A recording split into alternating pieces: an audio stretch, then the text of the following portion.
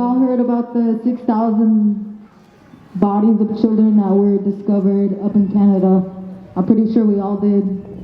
And it woke up something within us youth. We were like, we know these facilities on our territory are capable of having children under them. And why are we just sitting around? What are we waiting for? Who's gonna go up in there and tell them, bring our children home? We want our children back. So we decided to do that ourselves. And that's why we are here today. I'm speaking on behalf of my grandfather, and he was severely abused at this facility.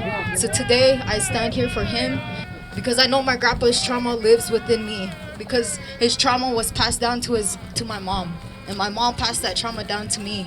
And it's my obligation to end that cycle. Starting here today, we're going to hold our oppressors accountable. After 133 years of them being on our territory, this is the first day we're ever standing against these churches and these residential boarding schools on our territory.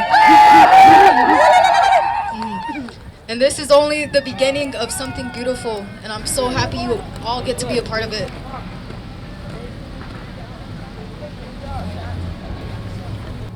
Just remember, guys, this is a peaceful protest, so we ain't going up there to put those nuns and Jesuits in headlocks. You gotta keep your wild dog aside, my people.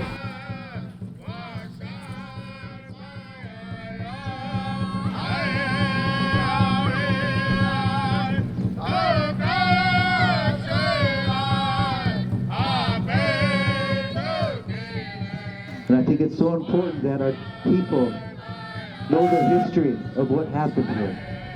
Know the history, good and bad. There are many good things that happened here, provided good education for us. It was very good, but there are many bad things too. And with what happened in Canada, I'm really concerned, could that have happened here? I don't know why we are not going over the ground right now with a radar. Get one more bite.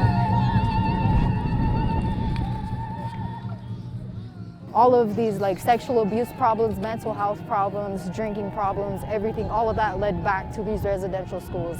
You know, a lot of our relatives are descendants of these people of boarding schools, but some of our relatives didn't turn to alcohol and drugs. They turned to organizing and trying to make a change in that community.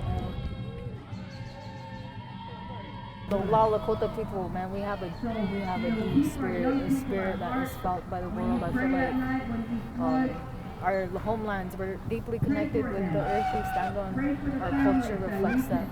And you could call upon spirits at any time. Our ancestors are always roaming these trees, these lands, and they're listening to us, they're watching us. And I feel like they really help us with these gatherings, with, you know, making things come to light on the other side.